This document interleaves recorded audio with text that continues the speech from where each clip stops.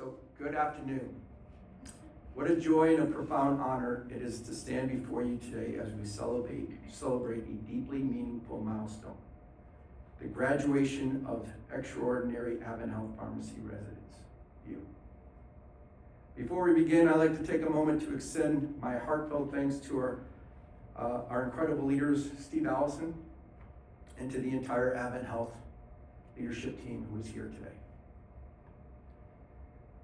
For your unwavering support, your vision, and your commitment to fostering excellence in both clinical practice and compassionate care.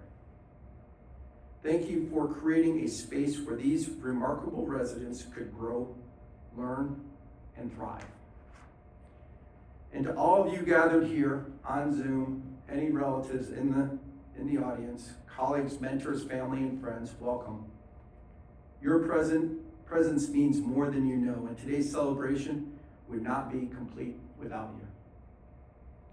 This moment is about more than certificates or new titles. It's about celebrating the hearts behind the knowledge, the hands behind the healing, and the unwavering commitment behind your calling. A calling to serve not only with clinical precision, but with compassion and integrity, and above all, love. Graduates, you are stepping into one of the most sacred spaces in healthcare, a space where every decimal point, every recommendation, every decision can shape a life. But beyond the calculations, pharmacy is a ministry of presence. It's a profession built on trust, a vocation rooted in purpose. At AdventHealth, we just don't dispense medication. We ease fear, bring clarity, and offer hope. We deliver not just treatment, but peace of mind, comfort, and dignity. Because your mission is built on whole person care. And that mission comes to life through the service standards. Love me by honoring the worth and dignity of every patient and teammate. Keep me safe through unrelenting vigilance, precision, and excellence in every detail. Make it easy by bringing calm to chaos, clarity to complexity, and light to uncertainty. Own it by stepping up with courage and integrity, especially when no one is watching. These are more than expectations, they are your compass. Let's pause and reflect on the first of these, love me. As graduates, you will be called to lead with love. And love, make no mistake, is the most powerful prescription we have. Leading with love may sound idealistic in a world of sterile corridors and clinical protocols, but real love, the kind that shows up every day, is anything but soft. Love looks like listening fully, especially when time is short. Offering patience when frustration is high. Sitting with someone who feels invisible. Extending grace to colleagues quietly struggling. Love is not weakness. Love is leadership at its highest strength. These small, often unseen moments will become your most potent agents of healing. Now let's consider two more mission principles. Keep me safe and own it. There will be days ahead when you may feel overlooked, unappreciated, perhaps even invisible. But I assure you, you are essential. You are irreplaceable. And your presence matters. Let me tell you a story, a powerful reminder of what it means to own it and keep me safe. This happened right here at AdventHealth when I first got here. During an IT system upgrade, a few bugs slipped through, as they often do.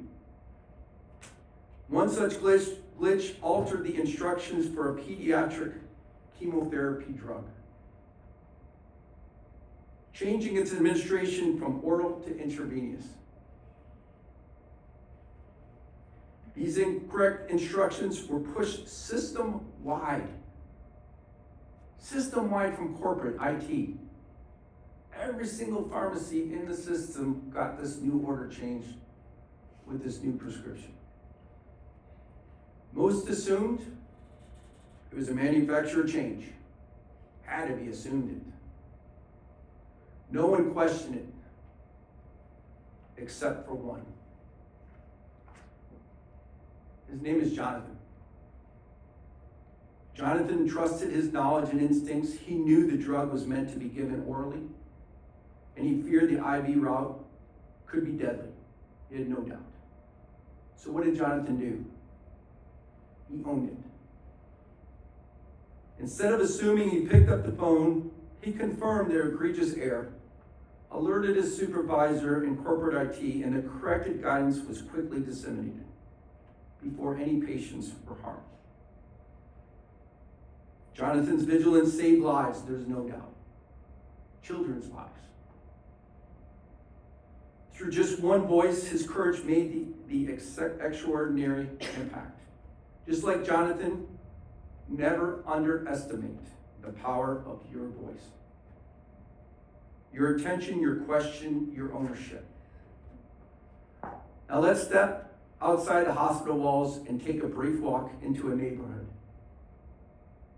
You might recognize Mr. Rogers' neighborhood. For those that don't know Mr. Rogers, he was a childhood hero that forever changed so many lives. Fred Rogers wasn't a doctor.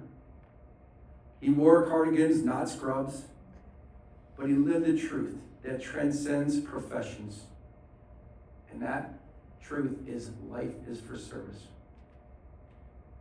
He first encountered those 4 words on a plaque at Rollins College. It's still there today. Just minutes from here, and was so moved, he kept those words in his wallet until the day he died. He also said, love and success, always in that order. It's that simple and that difficult. I'll read it again. Love and success. It has to be in that order, which means you put people first. Outcomes will follow. Leaders that put outcomes first and people second, it is a disastrous outcome. So love and success, always in that order. It's that simple and that difficult.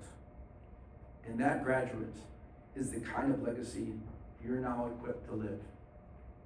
Love first, and then success will certainly follow. More, 10 times, 100 times, 1,000 times more than you could ever imagine if you just focus on success and outcomes.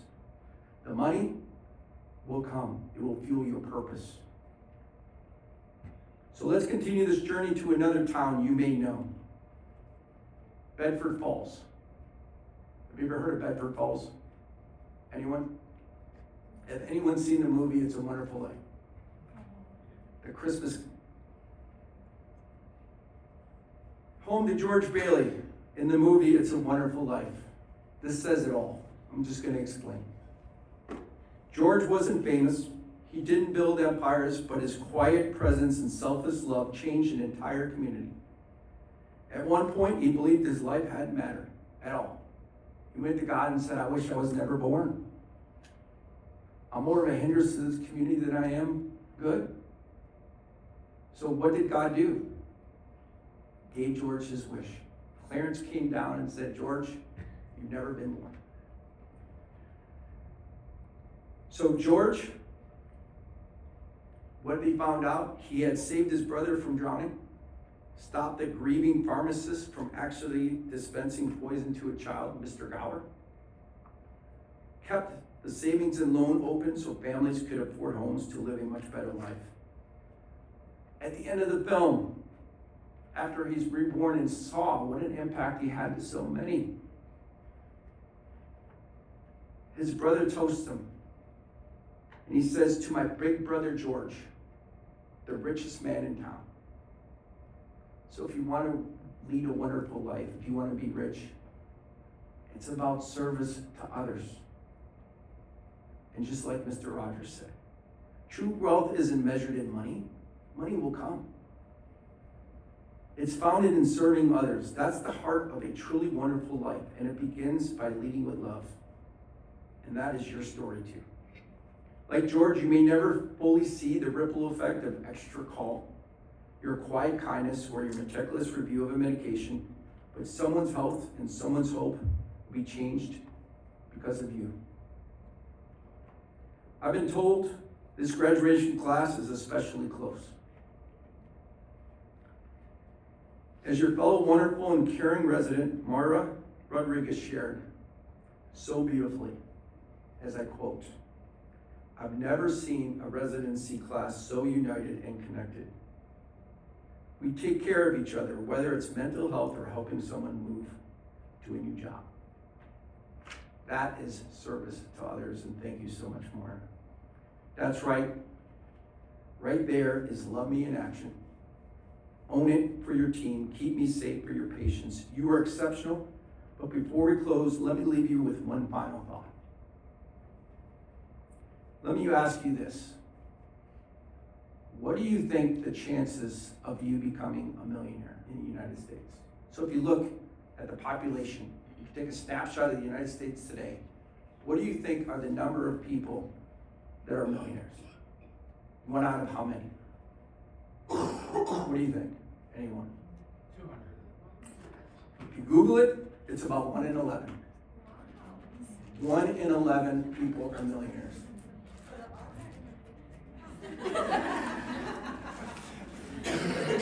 So I want to move it up a little bit. So I started questioning, what do you think the chances of becoming a billionaire? 1 in 12. No. It's roughly 1 in 409,000. So 1 out of 409,000, you become a billionaire. So the next question, which is more accessible to most of us, what do you think the chances of winning the Powerball lottery jackpot? What do you think?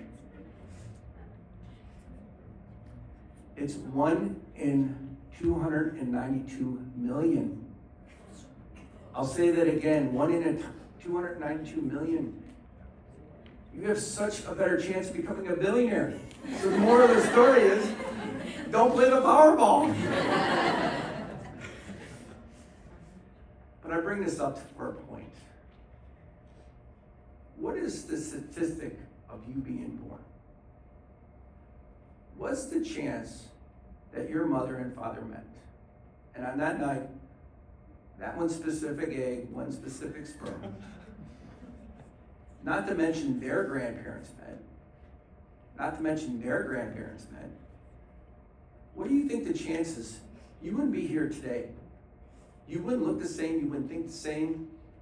You wouldn't be here today. And what are those odds that you're here today? Someone want to take a guess? It's 1 out of 400 trillion. Trillion! And statistically what that is if you take a life preserver and randomly throw it into the ocean, and you randomly take one turtle, randomly throw that turtle in the ocean, the chance of you being born is the same chance as that turtle coming up on the first try perfectly in the middle of that life ring, in the middle of the ocean. Those odds are crazy. So let it sink in. So you've already hit the jackpot 100 times over. Your greatest jackpot is not winning the Powerball, it's not winning money, it's about being alive. The greatest gift that anyone has ever given in this world is to be alive, to feel the sun on your face, to feel the belly laugh, to feel love. There are so many people that don't have our chances to be here today. So the question isn't will you win? You already won. What are you going to do with your winnings? Whose life will you touch with your presence? Whose pain will you ease with your expertise? Whose day will you change with your compassion? Your knowledge, your kindness, your leadership, those are your currency. Spend them generously, spend them boldly, because the most valuable thing will you ever handle is a human life. You are responsible for their winnings. The greatest gift that God has ever given anybody. And so here's my charge to you. Let your expertise be sharp. Let your empathy cut deeper. Let your achievements be many, but your humility run deeper still. Let your leadership rise, not through control or micromanage, but through compassion. And when the pace overwhelms, when the system feels big, and you get overwhelmed, pause. You were never called to be perfect. You were called to be present. Sometimes your greatest act of healing won't be medication. It will be your stillness, your gentleness, and your love. You were stewards of a sacred trust. You didn't win by chance. You were here because of love. Now go multiply that love. Let's make this world a better place together. Let your legacy be love me in how you serve, keep me safe in how you lead, make it easy in how you simplify suffering, own it in how you rise to each moment, and ask as you walk into your next chapter, may your life echo the words of Fred Rogers carried in his heart. Life is for service. Congratulations, AdventHealth Pharmacy Class of 2025. The world needs what only you can give. Thank you, and spend your winnings well. Thank you so much.